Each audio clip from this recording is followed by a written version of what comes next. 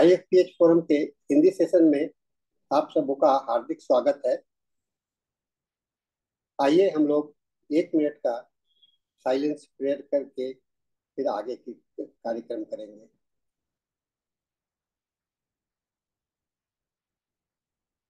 धन्यवाद।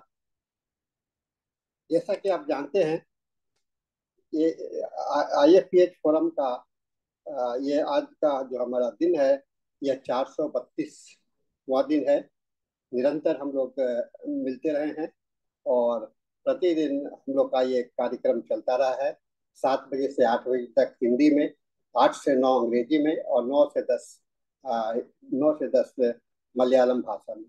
और हम लोगों का मुख्य उद्देश्य होता है लोगों के बीच में होम्योपैथी के प्रति रुचि जागरूक करना, चिकित्सकों को और निरंतर पढ़ते रहने का अभ्यास बनाए रखना।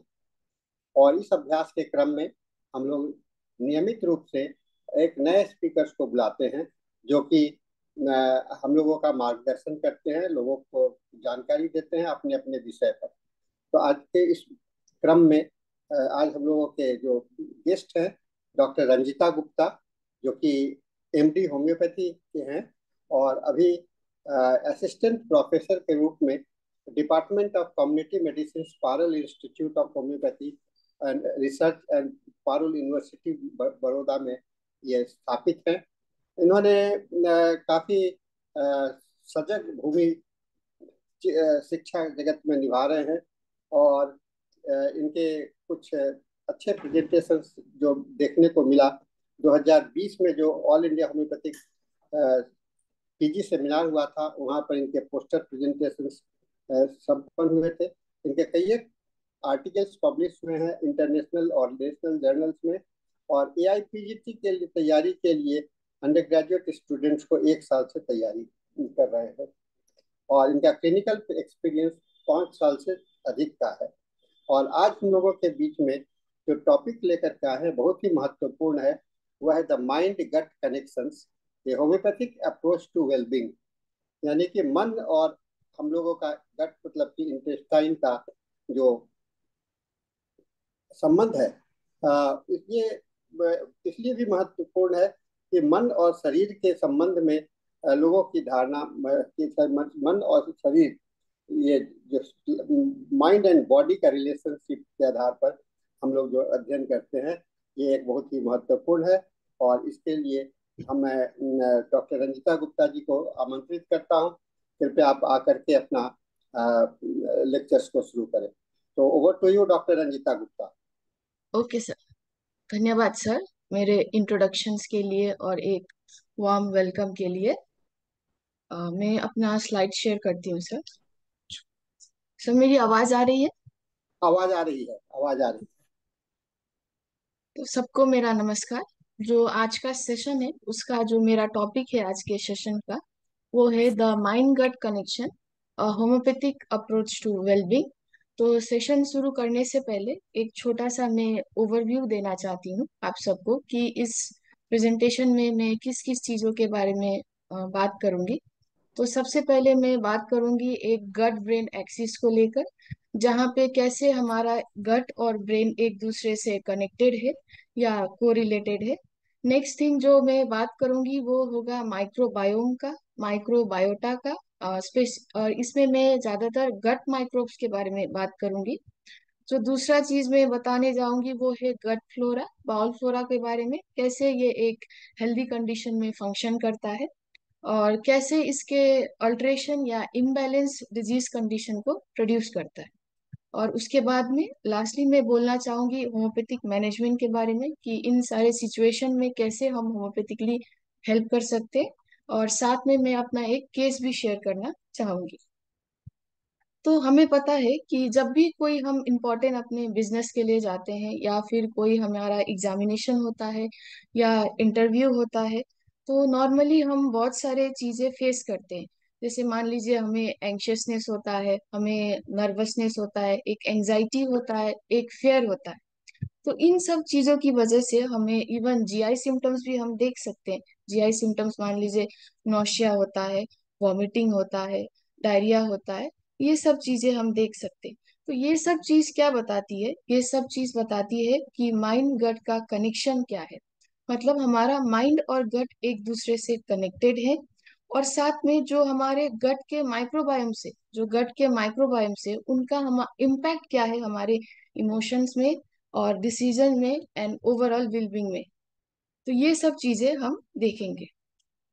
तो इन पिक्चर में हम ये देखते हैं कि ये एक ट्रायंगल है, जहाँ पे हम देख सकते हैं कि यहाँ पे हमारा एक मेंटल है, हमारा ब्रेन है, ये हमारा गट है, और ये एक प्रोबायोटिक गट गट के बैक्टीरिया है।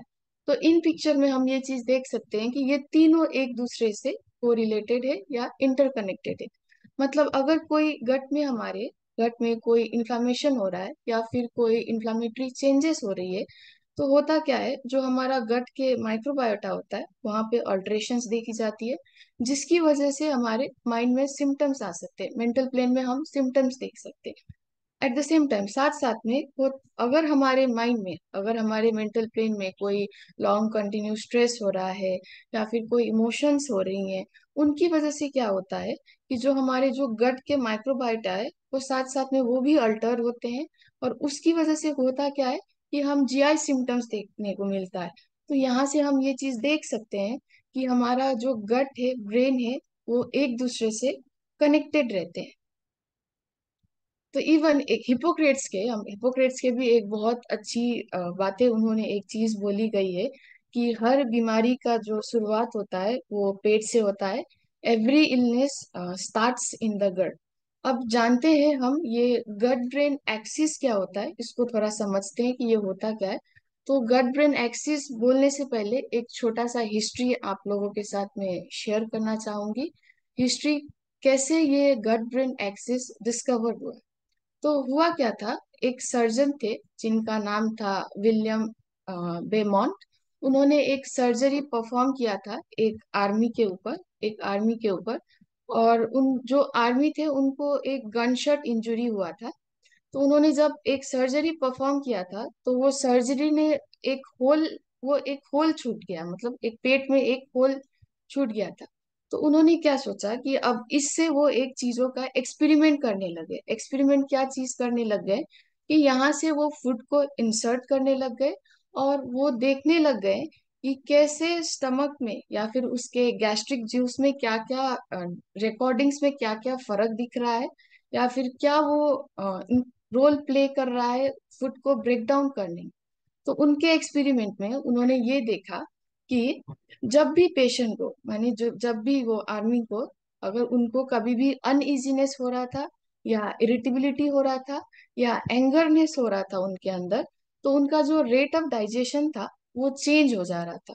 तो ये एक फर्स्ट मेडिकल नोट है जहाँ से हम ये पता कर सकते हैं कि हाँ, गट ब्रेन में कनेक्शन है और एक दूसरे से ये को रिलेटेड है। और हमारे स्टमक्स अपने इमोशनल सेंटर्स जो ब्रेन में होते हैं, स्टमक की वजह से वो इफेक्ट भी होता है। अब देखते हैं ये गट ब्रेन एक्सिस क्या है।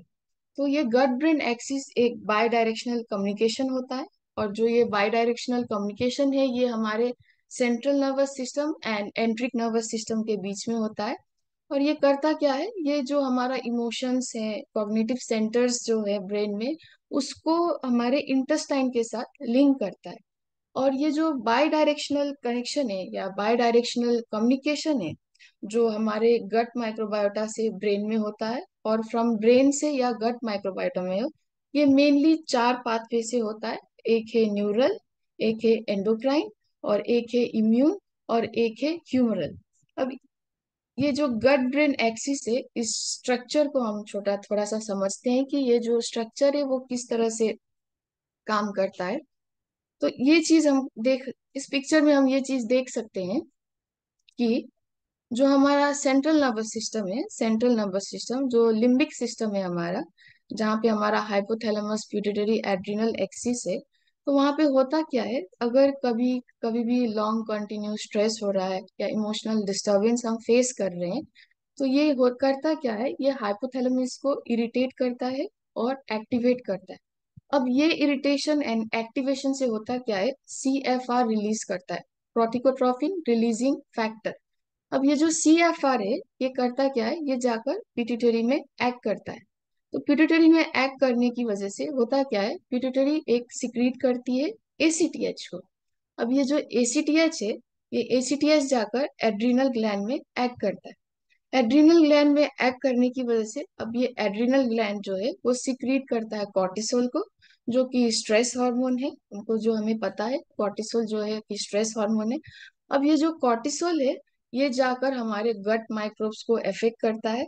और जब ये कॉर्टिसोल हमारे गट के माइक्रोब्स को अफेक्ट करता है तो एक सिचुएशन गट में प्रोड्यूस होता है जिसको डिसबायोसिस बोलते हैं, जो कि आने वाले स्लाइड में हम डिस्कस करेंगे। तो एक तरफ ये चीज चल रहा है, और दूसरी तरफ साथ साथ में क्या है कि जो हमारे सेंट्रल नर्वस सिस्टम है, ये कम्युनिकेट करते हैं via different afferent and efferent autonomic pathway से। ये कम्युनिकेट करते हैं इंटेस्टाइनल टारगेट्स में। तो ये जो इंटेस्टाइनल टारगेट्स है, ये होते क्या है, ये होते हैं ENS एंट्रिक नर्वस सिस्टम, या मान लीजिए मस्कुलर लेयर हो गए वहाँ के, एंड माइक्रो गट के जो माइक्रोबायोटा है उन पे जाकर ये एक्ट करता है। अब ये जो इंटेस्टाइनल टारगेट्स क्या करते हैं, ये मेनली हमारे मॉड्यूलेट करते हैं इंटेस्टाइनल मोटिलिटी को, उनकी परमेबिलिटी को, एंड प्लस उनके जो म्यूकस सिक्रीशन है उसको भी रेगुलेट करते हैं। तो इस पिक्चर से हम ये देख सकते हैं कि किस तरह से हमारा जो गट है वो हमारे ब्रेन से कनेक्टेड है। और जो ये मेनली कनेक्शंस हो रहे हैं, जो मेनली CNS से जो इंटेस्टाइनल टारगेट में जो कनेक्शन सेंड कर रहे हैं, जो सिग्नल्स होते हैं, वो मेनली वाया वेगस नर्व होता है। तो यहाँ से हम देख रहे हैं कि किस तरह से हमारा गट हमारे CNS से कनेक्टेड है, और प्लस हमारा CNS हमारे गट से कनेक्टेड है। तो जो सेंट्रल नर्वस सिस्टम है वो कम्युनिकेट कर रहा है अब हमारे GI से, और ये डिफरेंट चीजों में अपना एफेक्शन भी दिखा रहा है। मान लीजिए हमारे बिहेवियर में चेंजेस हुआ, या गट के म्यूकोजा में चेंजेस करता है, या गट के मसल्स में ये अपना इफेक्ट दिखा सकता है, म्यूकस सिक्रीशन में इफेक्ट दिखा सकता है।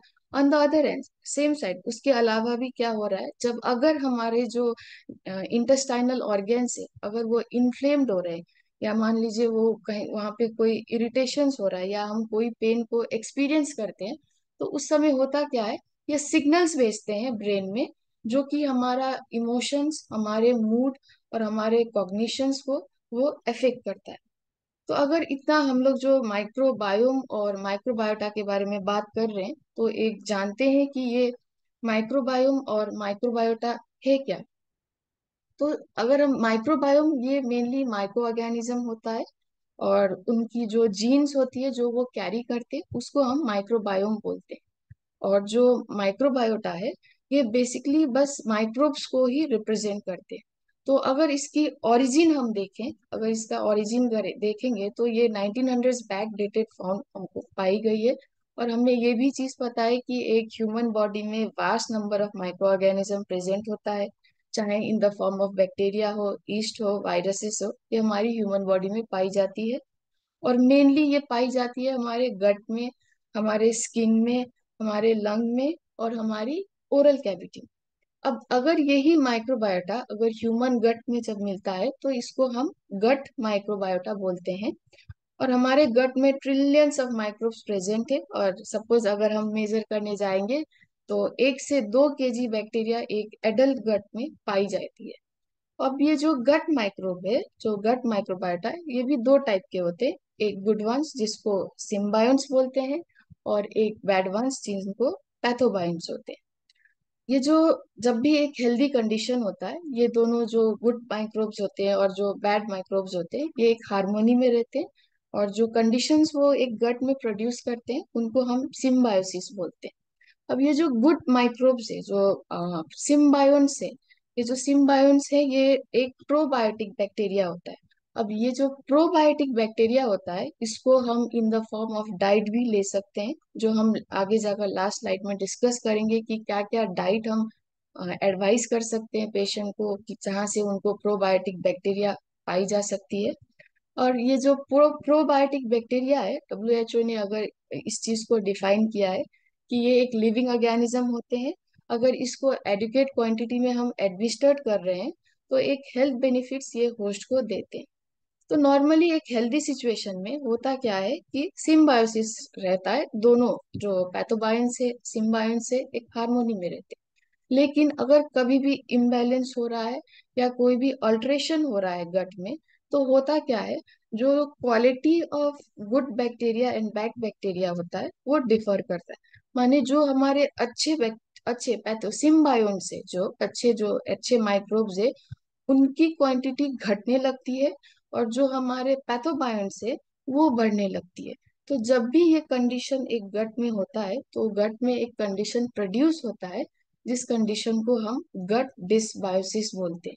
और ये गट डिसबायोसिस जब भी होता है, बहुत सारे डिजीज कंडीशन प्रोड्यूस हो सकता है, जो हम आने वाली स्लाइड्स में बात करेंगे।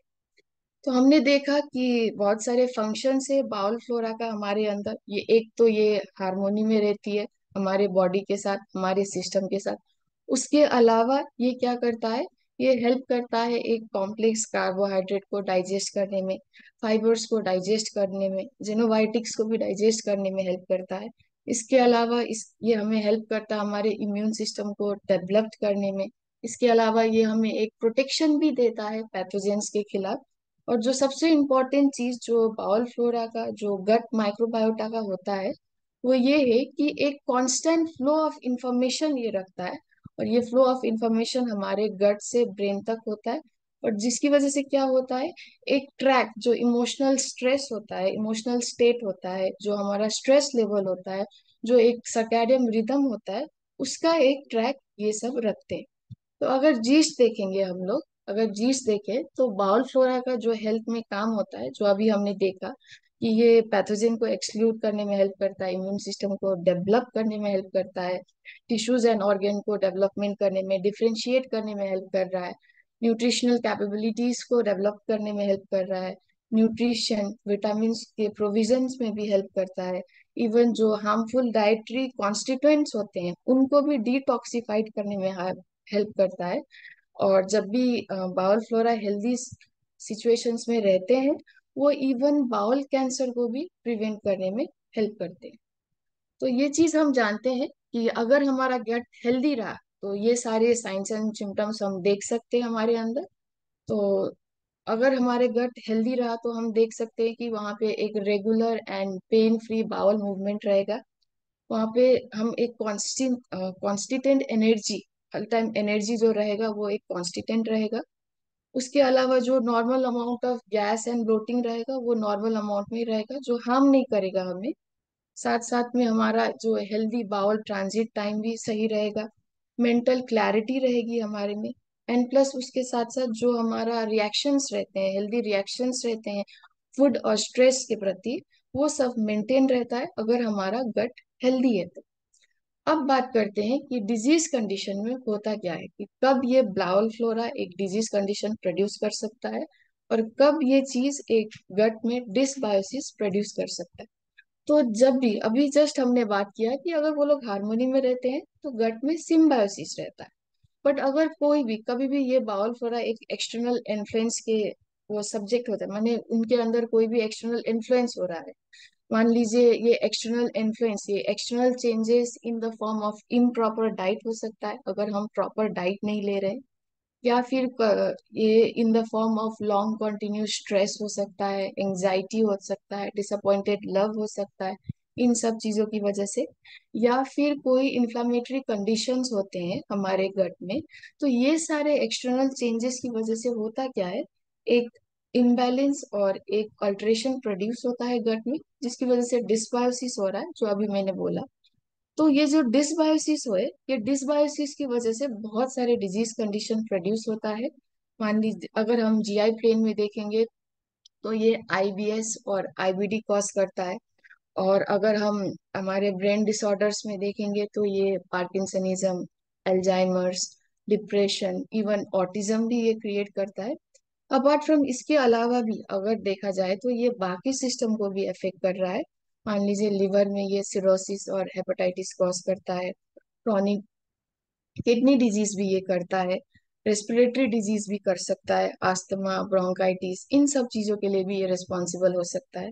डायबिटीज के लिए भी ये रिस्पॉन्सिबल पाया गया है कि अगर हमारा बाउल फ्लोरा अगर अल्टर हो रहा है और अगर डिस्बायोसिस हो रहा है गट के अंदर, तो ये कैंसर भी प्रोड्यूस कर सकता है, बहुत सारे हार्ट डिजीज भी प्रोड्यूस कर सकता है, हाइपरटेंशन मान लीजिए, बहुत सारी डिजीज कंडीशंस को ये प्रोड्यूस करने के लिए रिस्पॉन्सिबल रहते हैं। तो अब ये वाली पिक्चर में चाहती हूँ मैं आप सबको ये पिक्चर में ध्यान देना चाह रही, आप सबसे निवेदन करती हूँ कि इसमें ध्यान दीजिएगा। ये जो पिक्चर है, हम जानते हैं कि हम लाइफ में बहुत सारे इमोशंस के साथ काउंटर करते हैं। कभी फेयर होता है, कभी एंगर होता है, कभी सैडनेस होता है। तो ये सारे इमोशंस का हमारे गट के साथ क्या रिलेशन है, वो ये मैं चीज बोलना चाहूंगी।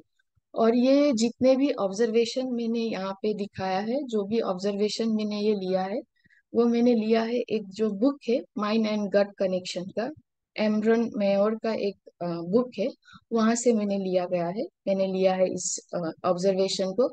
और साथ साथ में और साथ साथ में हम ये भी देखेंगे कि इन सारी सिचुएशन में होम्योपैथिकली हम किस तरह से इसमें हम हेल्प कर सकते हैं। तो यहाँ पे हम देख सकते हैं कि हमारे पास ये हमारा जीआई ट्रैक्ट है, अपर जीआई ट्रैक्ट, और ये हमारा जो लोअर जीआई ट्रैक्ट है। तो जीआई ट्रैक्ट गट कंटिन्यू सिग्नल दे रहा है हमारे सीएनएस में। तो इन केस ऑफ फेयर होता क्या है, फेयर के टाइम में जो हमारा अपर जीआई ट्रैक्ट है उसकी हाइपोमोटिलिटी हो रही है। जो ये डाउन एरो दिखा रहा है ये हाइपोमोटिलिटी को इंडिकेट कर रहा है। तो हाइपोमोटिलिटी की वजह से होता क्या है कि हमें नौशिया फीलिंग होता है और वॉमिटिंग का सेंसेशन हो सकता है। एट द सेम टाइम हो क्या रहा है, जो हमारा लोअर जीआई ट्रैक्ट है वहां पे हाइपर मोटिलिटी होती है। तो हाइपर एक्टिविटी की वजह से हो क्या रहा है, अपर लोअर जीआई ट्रैक्ट का हाइपर एक्टिविटी जब होता है तो हमें एक डायरिया का फीलिंग होता है और डायरिया होता है। तो in case of fair symptoms जो हम देख पाएंगे वो हो सकता है आइदर वहां पे नौशिया वॉमिटिंग हो रहा हो या फिर वहां पे डायरिया हो रहा है। अब आते हैं एंगर में, अगर हम एंगर में देखेंगे तो इनकेस अगर अपर जीआई ट्रैक में होता क्या है, वहां पे हाइपर एक्टिविटी हो रही है, hyper activity of upper GI tract. तो जब भी अपर जीआई का हाइपर एक्टिविटी होता है तो वहां पे गैस्ट्रिक सिक्रीशन ज्यादा होती है। तो गैस्ट्रिक सिक्रीशन ज्यादा होने की वजह से वहां पे एसिडिटी होने की चांसेस ज्यादा रहती है, मतलब पर्सन को एसिडिटी होता है। और एट द सेम टाइम जब अगर हम अपना लोअर जीआई ट्रैक देखेंगे इन केस ऑफ एंगर, तो होता क्या है, यहाँ पे हाइपर एक्टिविटी हो रहा है और हाइपर एक्टिविटी की वजह से डायरिया होता है। तो एंगर के केस में हमें ये सिम्टम्स हमें मिल सकता है जहाँ पे एसिडिटी और डायरिया होता है। अब आते हैं इन केस ऑफ सैडनेस। तो सैडनेस के केस में हो क्या रहा है कि हमारी जो अपर जीआई ट्रैक्ट है उसकी हाइपो एक्टिविटी हो रही है, और हाइपो एक्टिविटी की वजह से होता क्या है कि हमें नौशिया या वॉमिटिंग ये सब फील कर सकते हैं हम। और साथ साथ में जो लोअर जीआई ट्रैक्ट है उसका भी हाइपो एक्टिविटी हो रही है। तो लोअर जीआई ट्रैक्ट का जब भी हाइपो एक्टिविटी होता है तो पेशेंट को कॉन्स्टिपेशन होता है। तो सैडनेस के केस में हम ये सारे ऑब्जर्वेशन या ये सारे सिम्टम्स हमें मिल सकता है जहाँ पे नौशिया वॉमिटिंग एंड कॉन्स्टिपेशन होता है। अब आते हैं, हमें पता है हमारे मेटेरिया मेडिका में रेपर्टरी में हमारे पास ऐसे सिम्टम्स है जहाँ पे एंगर की वजह से, फियर की वजह से, डिसअपॉइंटेड लव की वजह से, मॉर्टिफिकेशन की वजह से, सैडनेस की वजह से बहुत सारे सिम्टम्स देखने को मिल रहा है। मतलब हमारे मेटेरिया मेडिका में, हमारे रेपर्टरी में ये सारे सिम्टम्स हमें मिलती है जहाँ पे हम होम्योपैथिकली उन सारे सिम्टम्स को हम ट्रीट कर सकते हैं और साथ साथ में हम उनको एक बेनिफिशियल इफेक्ट दे सकते हैं। और ये शायद एक होम्योपैथ्स के लिए बहुत बड़ा एडवांटेज है। एडवांटेज इसीलिए क्योंकि एंगर की वजह से कुछ हो रहा है, सैडनेस की वजह से कुछ हो रहा है, फियर की वजह से कुछ हो रहा है, ये सारी चीज हम अपनी पैथी में ही हमें मिलता है। अगर हम दूसरे पैथीज को कंपेयर करेंगे तो ये एडवांटेज रहेगा हमारे लिए कि ये सारे केसेस को हम होम्योपैथिकली ज्यादा अच्छे से ट्रीट कर सके। फॉर एग्जाम्पल मान लीजिए अगर फेयर में हमको ये सारी सिम्टम्स मिल रही है तो हम मेडिसिन, ये सब मेडिसिन के बारे में सोच सकते हैं। मान लीजिए अर्जेंटम नाइट्रिकम हुआ, जेल्सीमियम हुआ, कैलीफॉस हुआ। इवन कैलीफॉस को हम एग्जामिनेशन फंग के लिए भी यूज करते हैं। ओपियम हुआ, पल्सटीला हुआ, ये सारी मेडिसिन हम इस केसेस में यूज कर सकते हैं। और अगर एंगर में अगर ये सारे सिम्टम्स हमको मिल रहा है तो हम मेडिसिन हुआ, इपिका हुआ, नक्स वोमिका हुआ, कैमोमिला हुआ, ये सारे मेडिसिन हम यूज कर सकते हैं। और सैडनेस में अगर ये सारी सिम्टम्स मिल रही है तो हम मेडिसिन नेट्रोम्यूर हुए, स्टैफ हुआ, प्लाटिना हुआ, नक्स वोमिका हुआ, ये सारे मेडिसिन हम इन कंडीशंस में यूज कर सकते हैं। अब देखते हैं जो ये जो माइक्रोबायोटा है, ये पहला डोज बचपन में पहला डोज या पहला माइक्रोबायोटा कहाँ से मिल रहा है और कहाँ से आता है। तो ये हम जानते हैं जब भी एक नॉर्मल डिलीवरी होता है, नॉर्मल डिलीवरी मान लीजिए एक वजाइनल डिलीवरी हो रहा है, तो होता क्या है जब भी एक बच्चे का वजाइनल डिलीवरी होता है तो उस समय वो लोग जो माँ के वजाइना में वजाइनल फ्लोरा होता है उसको वो एनगल्फ करते हैं। तो ये जो ट्रांसफर हो रहा है, जो ट्रांसफर हो रहा है वजाइनल फ्लोरा का, जो माँ के वजाइना में मिलता है, और उसका ट्रांसफर जो बच्चे की जीआई ट्रैक्ट में जो होता है, ये पहला डोज होता है जहां से उनको पहली बार माइक्रोब्स पाई जाती है। और जैसे ठीक उनके बर्थ के बाद होता क्या है, कोलोनाइजेशन, ये माइक्रोब्स का कोलोनाइजेशन स्टार्ट होता है, और जिसकी वजह से जीआई ट्रैक्ट जो है और ज्यादा माइक्रोब्स के फॉर्मेशन होने लगती। साथ में इसके अलावा भी अगर मान लीजिए बच्चा अगर ब्रेस्ट फीडिंग कर रहा है या माँ का दूध ले रहा है, तो इससे क्या होता है कि कोलोनाइजेशन जो हो रहा है माइक्रोब्स का, ये फर्दर और इंक्रीज करता है। तो इससे उसको दूसरा डोज, मतलब ब्रेस्ट मिल्क से उसको दूसरा डोज मिल रहा है माइक्रोब्स का। तो इस तरह से होता क्या है कि एक बच्चे में माइक्रोब्स का डेवलपमेंट होता है, कोलोनाइजेशन होता है। अब जो बच्चे मान लीजिए जो बच्चे सी सेक्शन से हो रहा है, मान लीजिए सिजेरियन सेक्शन से हो रहा है, या जो भी बच्चे बॉटल फीड करते हैं, कोई भी आर्टिफिशियल वे ऑफ फीडिंग करते हैं, उनमें क्या पाई उनमें क्या देखा जाता है कि जो ये नॉर्मल माइक्रोब्स की क्वांटिटी होती है, क्वालिटी होती है, उनमें नहीं होती है। जो एक नॉर्मल हेल्दी मदर जो एक बच्चे को डिलीवर करती है, जो क्वालिटी और क्वांटिटी ऑफ माइक्रोब्स उनमें रहता है, अगर हम कंपेयर करेंगे उसको एक सी सेक्शन के थ्रू पैदा हुए बच्चे को या फिर एक बॉटल फीड वाले बच्चे को अगर हम कंपेयर करेंगे, तो ये बहुत ज्यादा डिफरेंस हमने देखा है और ये चीज बहुत सारी आर्टिकल्स में भी पाई गई है। इवन पबमेड्स में भी ये सारे आर्टिकल्स आपको मिल जाएंगे जहाँ पे ये शो किया है कि एक सी सेक्शन के डिलीवर्ड हुआ बच्चा या फिर एक बॉटल फीड बच्चे होते हैं, उनका जो गट माइक्रोब्स होते हैं वो उतने अच्छे नहीं होते अगर हम कंपेयर करेंगे तो एक हेल्दी मदर के। इसके साथ साथ स्टडीज ये भी बोली जाती है, स्टडीज ये भी बोलता है, आर्टिकल्स ये भी बोलता है कि ये जो सारे इन बच्चों में बच्चे कौन से सी सेक्शन वाले बॉटल फीड वाले, ये ज्यादातर साइकेट्रिक डिसऑर्डर डेवलप करने का इनमें चांसेस होती है, ज्यादातर जीआई डिस्टरबेंस इनमें होने की ज्यादा चांसेस होती है अगर हम कंपेयर करेंगे एक नॉर्मली हेल्दी बेबी, एक हेल्दी मदर ने जो बेबी को बर्न किया। अगर इसके अलावा भी स्टडीज ये भी बोलती है कि जो स्ट्रेस्ड आउट मदर होते हैं, मान लीजिए पूरे प्रेगनेंसी में उनको कोई स्ट्रेस हो रहा है या फिर डिलीवरी के टाइम में उनके कोई स्ट्रेस हो रहा है, उनका जो वजाइनल फ्लोरा होता है, उनकी क्वालिटी एंड क्वांटिटी भी बहुत डिफरेंट होता है अगर हम कंपेयर करेंगे एक हेल्दी मदर को लेकर। तो इस चीज को मैं और क्लियरली इस पिक्चर से मैं आप सबको बोलना चाहूंगी कि इस पिक्चर में हम देख सकते हैं कि यहाँ पे एक बिल्डिंग है। अगर किसी बिल्डिंग का अगर बेस स्ट्रांग नहीं है, बेस स्ट्रांग नहीं है या फिर अगर कोई मटेरियल अच्छा यूज नहीं किया है, तो फ्यूचर में जाकर वो बिल्डिंग का कोलैप्स होना या बिल्डिंग का कोई प्रॉब्लम होना वो निश्चित है। तो सिमिलरली होता क्या है कि अगर कोई भी चाइल्ड का बेस स्ट्रांग नहीं है तो फ्यूचर में जाकर बहुत सारे प्रॉब्लम्स उनको फेस हो सकता है, बहुत सारे डिजीजेस से वो पीड़ित हो सकते हैं या बहुत सारे प्रॉब्लम वो फेस कर सकते हैं। तो ये स्टडीज ये बताती है, ये बोलती है कि जो भी बच्चे वो जो सिजेरियन सेक्शन से हो रहे हैं या फिर बॉटल फीड बेबीज होते हैं या फिर जो भी स्ट्रेस्ड आउट मदर से हुई गई बच्चे होते हैं, उनके जो गट माइक्रोब्स होता है, जो उनके जो गट माइक्रोब्स होता है, उनका इम्बैलेंस और अल्ट्रेशन की वजह से लो डाइवर्सिटी माइक्रोब्स में देखी जाती है। और जहाँ पे ये लोड डाइवर्सिटी हो रहा है, तो इसकी वजह से होता क्या है, बचपन में एक न्यूरो डेवलपमेंटल डिसऑर्डर होता है।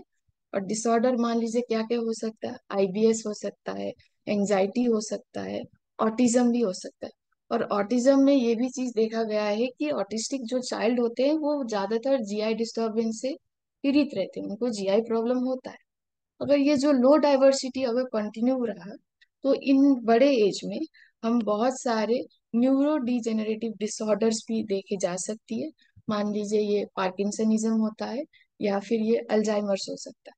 तो ये सारी इंफॉर्मेशन हमारे केस टेकिंग में हमारे लिए हेल्पफुल हो सकता है कि मदर से बच्चा किस तरह का डिलीवरी हो रहा है, इधर उसका वजाइनल डिलीवरी है या सी सेक्शन है, या फ्यूचर में जो भी डिजीज वो डेवलप कर रहा है उसका प्रॉब्लम, उसका मेन एक वन ऑफ द कॉज, एक कॉज ये भी हो सकता है कि उसके गट के जो माइक्रोबायोटा है वहाँ पे डाइवर्सिटी उसका लो। तो ये सब चीज हम इन सब चीजों से देख सकते हैं। तो ये सारी चीजें से हम एक चीज जान पा रहे हैं कि अगर हमारा गट माइक्रोबायोटा अगर डिसबैलेंस है या वो इरिटेटेड है तो ये सारी चीजें बहुत सारे हेल्थ इश्यूज क्रिएट कर सकते हैं। अब आते हैं हम होम्योपैथिक इम्प्लीकेशंस में। होम्योपैथिक मैनेजमेंट को लेकर हम बात करेंगे। तो उससे पहले होम्योपैथिक मैनेजमेंट को बोलने से पहले एक छोटा सा स्टोरी मैं आप सबसे शेयर करना चाह रही हूँ। और ये जो है ये हमारे होम्योपैथिक फील्ड से ही है, जो कि ये भी सजेस्ट करता है कि माइंड एंड गट में कनेक्शन है।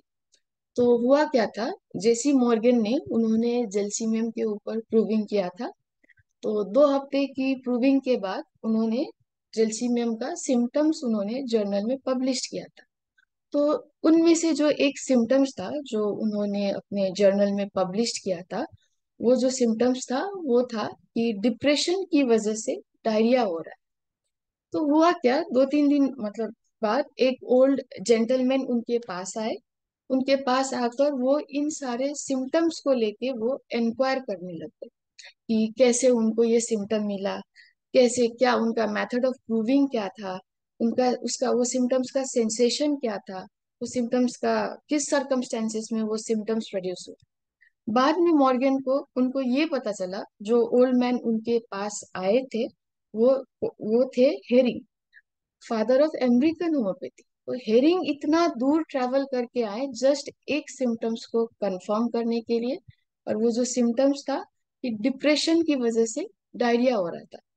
तो उसके बाद हेरिंग ने क्या किया, उन्होंने ये किया कि उनका वो जेल्सिमियम का वेरिफिकेशन किया, रीप्रूविंग किया और कंफर्मेशन किया। और ये सब कुछ करने के बाद उन्होंने जेल्सिमियम का सिम्टम्स, ये जो सिम्टम्स है कि डिप्रेशन की वजह से डायरिया होता है, इस सिम्टम्स को जलसीमियम का एक कीनोट सिम्टम्स की तरह उन्होंने लिया। तो यहाँ से भी हम ये चीज देख सकते हैं कि कैसे माइंड और गट रिलेटेड है। गट में अगर प्रॉब्लम हो रहा है तो मेंटल सिम्टम प्रोड्यूस हो सकता है, और अगर माइंड में हमारा कोई प्रॉब्लम हो रहा है तो गट सिम्टम्स भी प्रोड्यूस हो सकते हैं। अब आते हैं हम होम्योपैथिक रेपर्टोरियल एनालिसिस में। तो सबसे पहले मैं नार रेपर्टरी के बारे में बोलना चाहूंगी, एज ये रेपर्टरी में प्रूवर की लैंग्वेज में रहता है। तो हम ये सारी रेपर्टरी देने का रीजन ये भी है कि अपार्ट फ्रॉम नोन मेडिसिन जो हमें पता है, हम अपने लिस्ट में और भी मेडिसिन को इंक्लूड कर सकते हैं। और जो मेडिसिन हमने कभी सोचा नहीं था उसको भी हम फ्यूचर में सोच सकते हैं। तो हम यहाँ पे देख सकते हैं, अगर एनोरेक्सिया हो रहा है फ्लाइट के बाद तो इन कंडीशंस में हम इग्नेशिया देने के लिए सोच सकते हैं। अगर एंजाइटी हो रहा है आफ्टर सपर, इवनिंग मील के बाद एंजाइटी हो रहा है तो इन सब कंडीशंस में हम अर्जेंटम नाइट्रिकम दे सकते हैं। डिस्ट्रेस आफ्टर के बाद अगर फुलनेस डिस्कम्फर्ट हो रहा है तो इन सब कंडीशन में हम एपोनाइट, आयोडम, रोडोडेंड्रम, यूरेनियम नाइट्रिकम, ये सब मेडिसिन के बारे में सोच सकते हैं। अगर एंग्विशनेस से नौशिया हो रहा है तो हम डिजिटालिस के बारे में सोच सकते हैं। एंजाइटी से नौशिया हो रहा है तो हम एगैरिकस, एंटियम टार्ट, कैलकेरिया, सबाइना, ये सब मेडिसिन के बारे में सोच सकते हैं। अगर ड्यूरिंग एंजाइटी अगर ये सब चीजें हमको मिल रही है तो हम चिलिडोनियम के बारे में सोच सकते हैं। नौशिया कॉजेस एंजाइटी, साथ साथ में अगर डायरिया भी है तो एंटियम टार्ट के बारे में सोच सकते हैं। तो एंजाइटी से नौशिया हो रहा है और नौशिया कॉजेस एंजाइटी, तो ये दोनों मेंटल एंड जीआई प्लेन को देखते हुए हम इस मेडिसिन को, इस एंटेमटार्ट के बारे में हम सोच सकते हैं।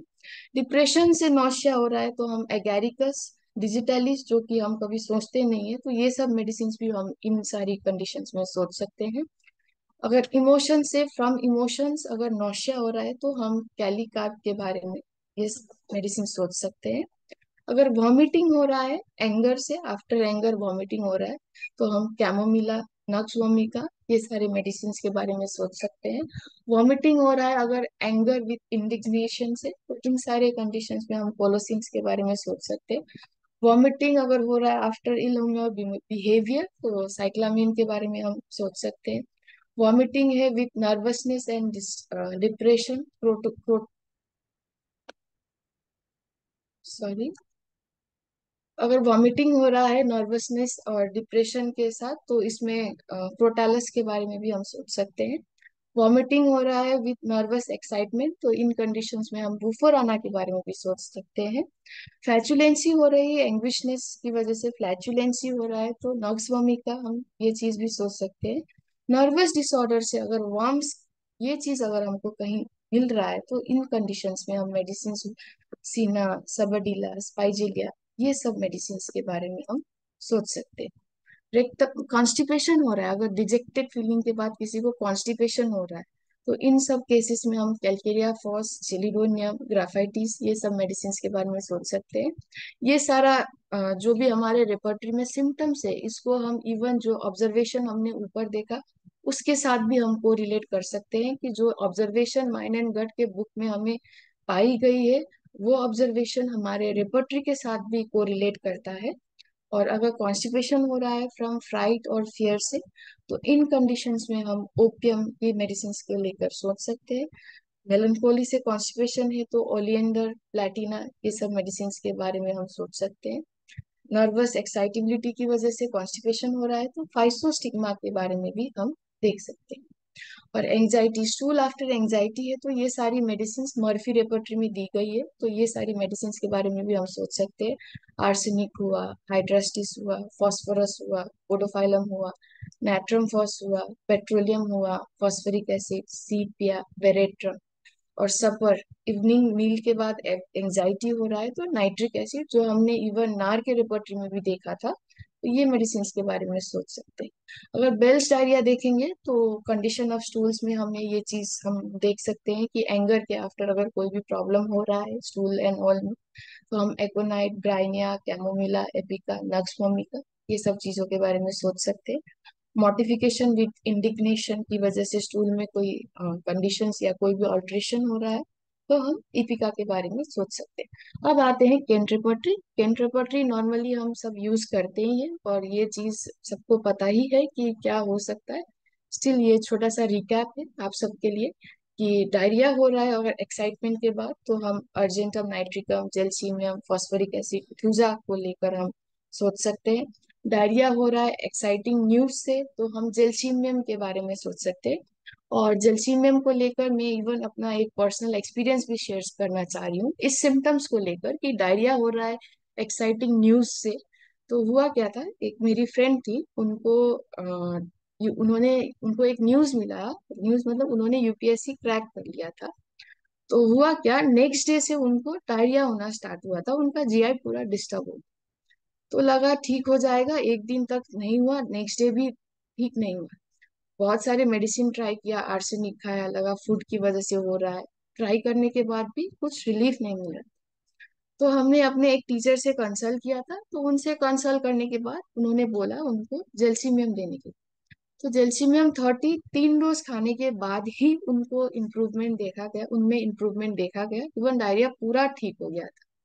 तो ये चीज हम ले सकते हैं इस केस में, कि एक्साइटिंग न्यूज से अगर डायरिया हो रहा है, तो वहाँ पे एक्साइटिंग न्यूज शायद उनके लिए यूपीएससी क्रैक करना था। तो ये सब चीज के लिए अगर डायरिया हो रहा है, तो उन कंडीशन में हम जेलसीमियम सोच सकते हैं।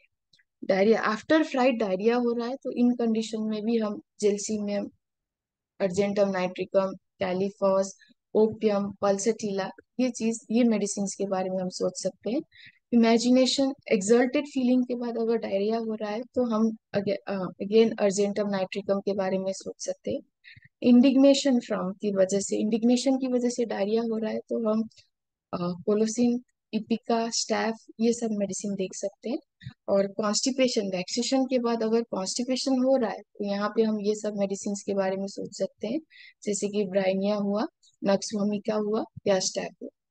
अब इन मेडिसिन, ये सारे प्रूव मेडिसिन के अलावा और जो मेडिसिन हम देख सकते हैं ये सारे कंडीशन में, वो है बाउल नोसुट्स। बाउल नोसुट्स का भी बहुत अच्छा इफेक्ट हम इन कंडीशंस में हम देख सकते हैं।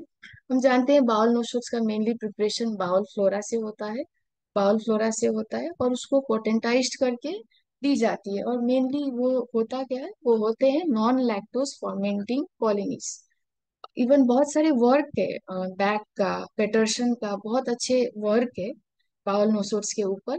इवन दो वो एक हेल्दी पेशेंट के ऊपर, हेल्दी प्रूवर के ऊपर प्रूव की हुई मेडिसिन नहीं है बावल नोसोर्स, सिक के ऊपर देखा गया है और उसका बेनिफिशियल इफेक्ट्स उन्होंने अपने वर्क में भी दिखाया है। बैक, पेटरसन, बहुत सारे ऑथर्स ने दिखाया है।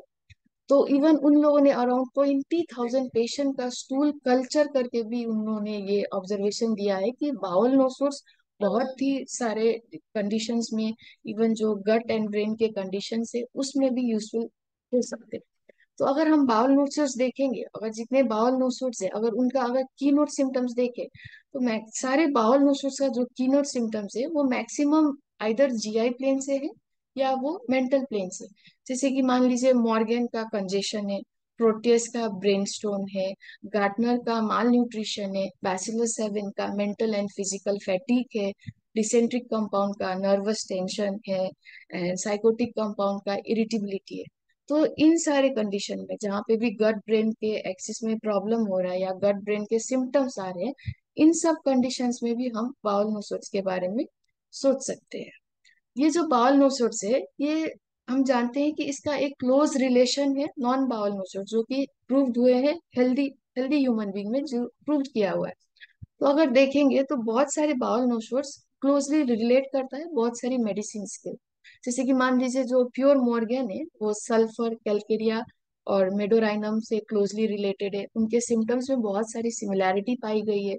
मॉर्गन गैटनर, ये क्लोजली रिलेटेड है लाइकोपोडियम लैकेसिस सैंग्विनेरिया से। प्रोटियस जो है वो नाट्रोम्यूर, सिकलिक और एपिस से क्लोजली रिलेटेड है। मुटाबाइल जो है वो पल्सेटिला से क्लोजली रिलेटेड है। बैसिलस नंबर 7 है वो ब्राइनिया, कैलीकार्प, आयोडम से क्लोजली रिलेटेड है। गार्टनर जो है वो है मर्क वाइवस, साइलेशिया, फॉस्फोरस से क्लोजली रिलेटेड है। जो डिसेंट्रिक कंपाउंड है वो आर्सेनिक से क्लोजली रिलेटेड है। साइकोटिक कंपाउंड जो है वो थुजा से, और फिकलिस से जो है वो सीपिया से।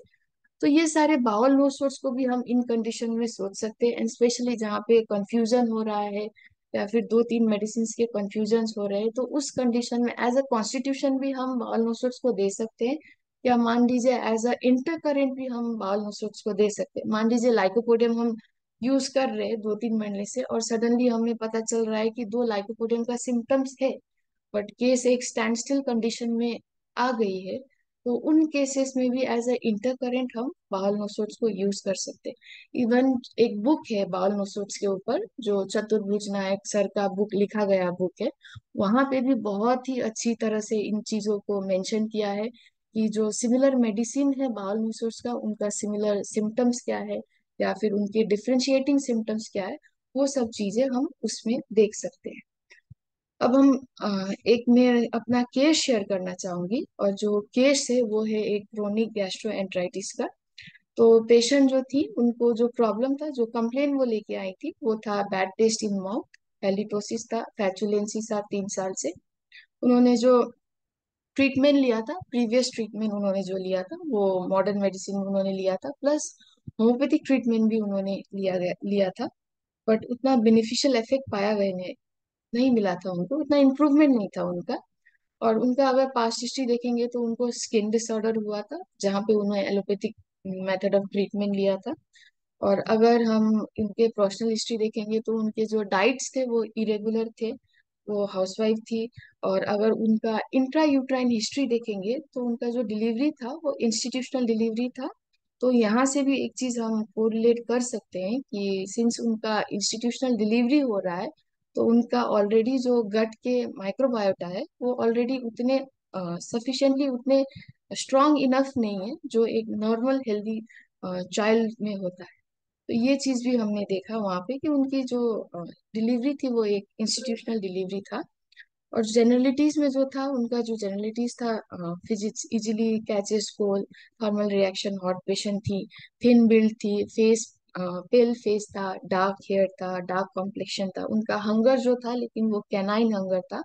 वो स्वीट डिजायर करती थी, salty food, meat, egg, hot food उनको पसंद था, गरम खाना उनको पसंद था। अवर्जन एग और फैट फूड से था उनको, बट इंटॉलरेंस ऐसा कुछ नहीं था। मॉडरेट थर्स्ट था, टंग ड्राई, डर्टी टंग था, स्टूल उनके मोस्टली कॉन्स्टिपेटेड रहते थे, फ्रीक्वेंसी यूरिन में बर्निंग, बर्निंग एक मेचुरेशन था उनका, बर्निंग यूरिन से वो सफर करती थी। पर्स्पिरेशन प्रोफ्यूज था, मेनली पाम्स एंड सोल में था। स्लीप भी उनके डिस्टर्ब थे। और जो अदर सिम्टम्स एक पाया गया उनके कि खाने के ठीक बाद उनको पेन होता था abdomen। तो अगर उनके मेंटल प्लेन देखे तो वो थोड़ी इरिटेबल थी, इवन कंपनी भी वो अफ्रेड करती थी, क्राउड में जाना भी उनको थोड़ा डर लगता था, या फिर वो अवॉइड करती थी ये सब चीजें। इंटेलिजेंट थी, वीपिंग डिस्पोजिशन उनको था, ज्यादा इमोशनल थी। और मेन चीज जो था, ये जो बीमारी की वजह से जो भी उनका जीआई डिस्टरबेंस था उसकी वजह से उनको बहुत एंजाइटी और एक डर होता था अपने हेल्थ के स्टेट को लेकर। तो ये सब देखते हुए, ये सारे मेडिसिन, ये सारे सिम्टम्स देखते हुए, ये सिम्टम्स जो इंडिकेट कर रहा था वो सल्फर की तरफ ज्यादातर इंडिकेट कर रहा था। लेकिन उनके जो प्रीवियस ट्रीटमेंट हमने देखा था, 2 महीने पहले ही उन्होंने सल्फर लिया था, बट उतना बेनिफिशियल इफेक्ट नहीं था उसमें सल्फर लेने के बाद। तो सिंस सल्फर से क्लोजली रिलेटेड मॉर्गन प्योर है जो बाल नोसोड से, और रीजन था ये मॉर्गन प्योर का लेने का देने का इस कंडीशन में, एक तो इनका मॉर्गन प्योर का सिम्टम्स उनके सिम्टम्स से सिमिलैरिटी था, और साथ में बाउल नोसोड्स के ऊपर उस समय एक असाइनमेंट चल रहा था हमारा। तो ये भी एक रीजन था कि एक इफेक्ट देखना था हमें बाउल नोसोड्स के इस कंडीशंस के ऊपर। तो बाउल नोट्स देने के बाद बहुत ही अच्छा इम्प्रूवमेंट देखा गया उनके ऊपर। इवन बहुत इम्प्रूव उनके, इवन जो जनरल सिम्टम्स थे वो भी इम्प्रूव होने लग गए। उनका स्टूल इम्प्रूव होने लग गया था, इवन जो उनके स्लीप था वो भी इम्प्रूव होने गया लग गया था। मेडिसिन के साथ साथ डाइट भी उनको दिया गया था कि कैसे डाइट उनको फॉलो करना है, ये भी हमने उनको सजेस्ट किया था। 2 महीने बाद हमने मॉर्गन प्योर को रिपीट किया था, 1 1 डोज फिर से दिया था। और ये तभी दिया था क्योंकि इम्प्रूवमेंट जब स्टॉप हो गया था तो दोबारा हमने मॉर्गन प्योर को रिपीट किया था। और उसके बाद वो कंटिन्यू इम्प्रूवमेंट में ही थी और वो प्लासिबो में ही थी। तो ये एक मेरा केस था इन रिलेशन, ये स्पाइन एंड गट के कनेक्शन से रिलेटेड। तो लास्टली मैं आप सबसे एक डाइट के लिए, डाइट के बारे में बोलना चाहूंगी कि जब भी कौन सा डाइट हमारा गट के माइक्रोब्स को इम्प्रूव करता है, या कैसी डाइट हम अपने पेशेंट को या खुद को सजेस्ट कर सकते हैं या फैमिली मेंबर को सजेस्ट कर सकते हैं, जिसकी वजह से हमारे जो गट के माइक्रोबायोटा है वो हेल्दी रहे या इम्प्रूव करे। तो ये सारी स्टडीज, बहुत सारे हम आर्टिकल्स देखेंगे, अगर पबमेड एंड ऑल में सर्च करेंगे कि गट माइक्रोबायोटा एंड डाइट करके सर्च करेंगे, तो बहुत सारे आर्टिकल्स में ये देखा गया है कि मेडिटेरियन डाइट को एक बेनिफिशियल इफेक्ट देखा गया है कि ये जो डाइट है गट के माइक्रोबायोटा को इम्प्रूव करने में बहुत ही ज्यादा इंपॉर्टेंट रोल प्ले करता है। अब ये जो डाइट बोलता क्या है, ये डाइट में बहुत सारी चीजें डेली लेने के लिए बोला गया है, बहुत सारी चीजें फ्यू वीक में कभी कभी लेने के लिए बोला गया है, बहुत सारी चीजें सिर्फ वंस इन अ वीक लेने के लिए बोला गया है, और बहुत सारी चीजें कभी कभी लेने के लिए बोला गया है। तो जो चीजें हम डेली ले सकते हैं, और बेसिकली देखेंगे ये जो मेडिटेरियन डाइट है ये पूरा प्लांट बेस्ड डाइट ही रहता है। तो जो चीजें जो मेडिटेरियन डाइट सजेस्ट करता है कि जो चीजें हम डेली ले सकते हैं, वो है हमारा whole grain, breads, roti, beans, legumes, nuts, seeds, vegetables हुआ, फ्रूट्स हुआ, ऑलिव ऑयल हुआ, ये सब चीजें हम अपने डेली बेसिस में ले सकते हैं। अब इस डाइट के हिसाब से जो चीज हम सिर्फ वीक में कभी कभी ले सकते हैं वो है फिश या फिर कोई भी सी फूड्स हो, उसको वीक में कभी कभी लेने के लिए सजेस्ट किया गया है। और जो डाइट जो खाना हम वीक में सिर्फ एक बार खा सकते हैं एज पर ये डाइट के हिसाब से, वो डेयरी प्रोडक्ट्स है, एग्स है, पोल्ट्री है, चिकन मान लीजिए, योगर्ट्स एंड ऑल को वीक में एक बार लेने के लिए सजेस्ट किया है। और पोल्ट्री में अगर चिकन ले भी रहे हैं तो बेस्ट पीस चिकन के ब्रेस्ट पीस को ज्यादा सजेस्ट किया है इस डाइट में, कि वो ज्यादा लेने में ज्यादा बेनिफिशियल इफेक्ट रहेगा। और अगर फैट लेना है, अगर फैट को लेना है तो फैट का बेस्ट वे होता है, बेस्ट अगर ऑल्टरनेटिव हम फैट लेने का देखेंगे तो घी हम सजेस्ट कर सकते हैं, कि गट जो कि हमारे गट माइक्रोबायोटा को इम्प्रूव करता है। तो घी हम इवन पेशेंट को सजेस्ट कर सकते हैं कि आधा चम्मच घी पर डे वो अपने डाइट पे रख सकते हैं, जिसकी वजह से गट माइक्रोब्स उनके इम्प्रूव हो सकते हैं। और बहुत सारी डाइट जो कभी कभी हमें खाना है, बहुत सारी खाने की चीज जो कभी ही लेना है, ओकेजनली लेना है, वो है रेड मीट्स और स्वीट। और बात करें इंडियन डाइट्स की, कि कहाँ पे प्रोबायोटिक बैक्टीरिया ज्यादा मात्रा में पाई जाती है, तो इंडियन डाइट्स में हम जानते हैं कि मैक्सिमम इंडियन पॉपुलेशन वेजिटेरियन ही रहते हैं। तो वेजिटेरियंस के लिए प्रोबायोटिक्स ज्यादातर वेजिटेरियंस को मिल ही जाती है। और इंडियन डाइट्स में बहुत सारे फर्मेंटेड फूड में हम देख पाते हैं कि वहाँ पे प्रोबायोटिक्स होते हैं, ज्यादा मात्रा में पाई जाती है। मान लीजिए डोसा हुआ, ढोकला हुआ, इडली हुआ, कर्ड हुआ, कांजी हुआ, ये सब फूड में प्रोबायोटिक्स ज्यादातर मात्रा में पाई जाती है। अगर हम बात करें रीजन वाइज भी बात करेंगे तो हमें पता है कि अगर हम बंगाल और उड़ीसा साइड में देखें तो वहां पे करते क्या है, रात में जो बासी चावल होता है उसमें पानी भिगोकर उसको रख देते हैं और सुबह में उठ के उसको खाते हैं। तो वो एक बेस्ट फर्मेंटेड फूड की तरह भी माना गया है, जहाँ पे प्रोबायोटिक्स बैक्टीरिया के कंटेंट बहुत ज्यादा होता है। तो अगर नॉर्मल, इसके अलावा भी अगर एक नॉर्मल इंडियन खाना देखें हम, तो वहाँ पे इन खानों में सारी चीजें इन्वॉल्व है जहाँ से हम प्रोबायोटिक्स बैक्टीरिया मिल सकता है। मान लीजिए हमारे खाने में दही रहता है, हमारे खाने में दाल रहता है, हमारे खाने में रोटियां रहती हैं, सब्जी रहती है। अगर हम राइस की मात्रा को कम करके बाकी सब मात्रा को बढ़ा बढ़ा देंगे तो ये डाइट हमारे लिए बेनिफिशियल इफेक्ट प्रोड्यूस कर सकता है। अगर हम कंपेयर करें जो वेस्टर्न कंट्रीज के जो डाइट है, अगर उसको हम कंपेयर करें हमारे इंडियन डाइट से, तो ये चीज हम देख सकते हैं, जो इंडियन से उनकी जो गट है, गट माइक्रोब्स ज्यादा अच्छे कंडीशंस में होते हैं एज कंपेयर करें हमारे वेस्टर्न कंट्रीज को।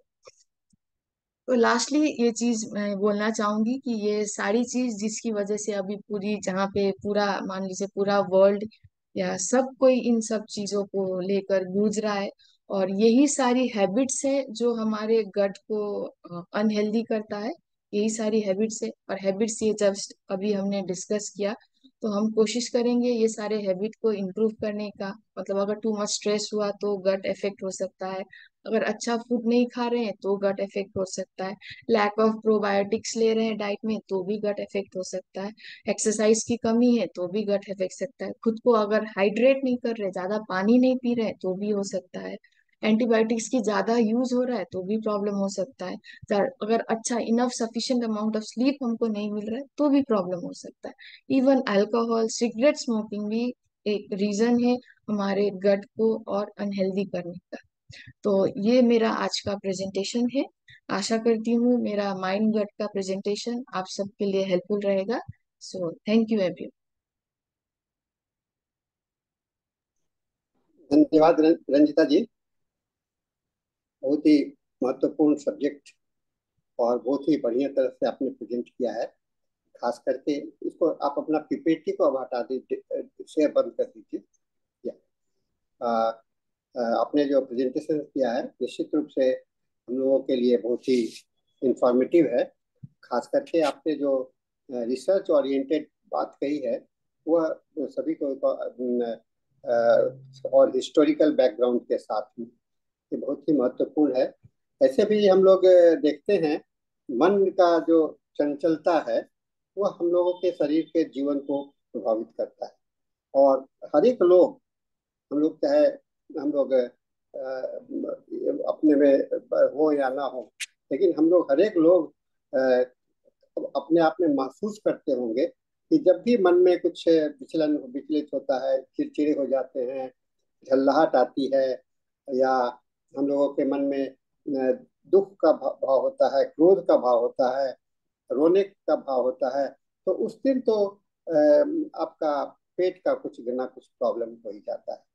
बिल्कुल। और ऐसे ही एक हमारे स्टूडेंट थे जो कि परीक्षा देने के बाद में कोई जॉब के लिए उन्होंने अप्लाई किया था, वहाँ उनका सिलेक्शन नहीं हुआ। सिलेक्शन नहीं होने के बाद में 2-3 दिन तक के बाद में उनको डायरिया शुरू हो गया था, और काफी परेशान थे। कई दिन तक चलता रहा। शायद उनको मेरी याद आई, तो उन्होंने मुझसे कहा कि सर मेरे को इतना डायरिया हो गया। तो मैं जानता था कि वो बताया नहीं कि मैं परीक्षा में वो सफल नहीं हुआ हूँ, लेकिन मैं वो जान रहा था, मुझे पता था कि वो जो है सो फेल परीक्षा दिए थे। तो मैंने सारे चीज सुनने के बाद में मैंने केवल यह पूछा, आपका परीक्षा कैसा गया?